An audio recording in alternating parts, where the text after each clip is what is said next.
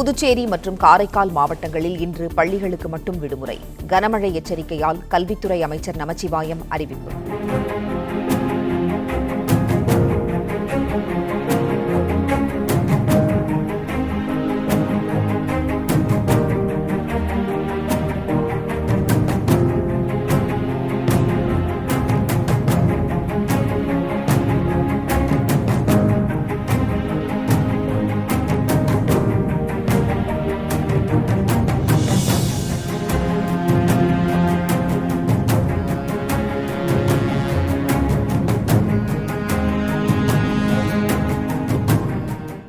Play store மற்றும் app ஸ்டோரில் இருந்து பாலிமர் செயலியை QR கோடு மூலம் பதிவிறக்கம் செய்யுங்கள்.